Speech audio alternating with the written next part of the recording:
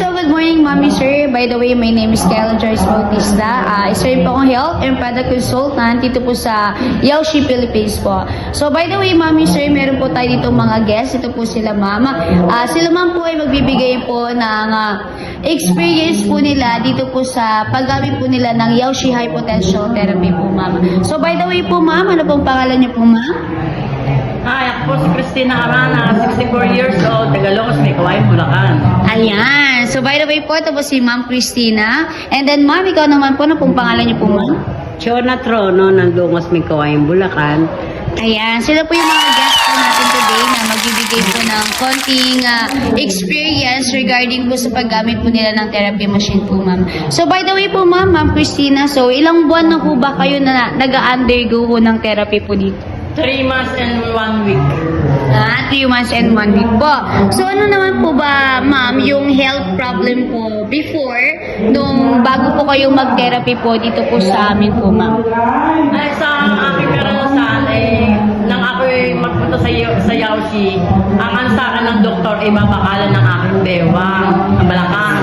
Pero hindi ako pumayag dahil ako lang ang sa pera, tapos may edad na ako, hindi ko nakakayanan ng katawan ko. Pero sa loob ng 3 buwan, na pagpubuko sa therapy, okay naman, maganda ang resulta sa katawan ko.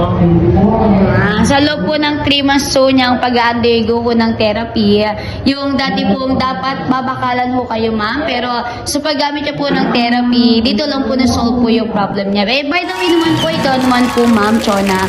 Ano naman, so ilang buwan na po kayo dito po, Ma'am? 28 days pa lang, pero malaki na improve sa akin. Ano naman po, Ma'am, yung improvement naman po sa paggamit niyo ng therapy po, Ma'am?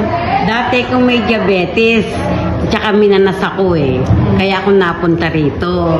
Nung siguro mga 1 week pa lang akong na-experience ko sa sarili ko, nawala yung pamamagano ng malas ng binti ko.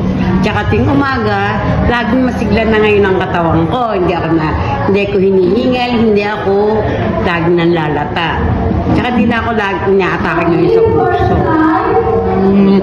Ayan, so sila po sila po ay nagbigay po ng testimony regarding po sa paggamit po nila ng therapy.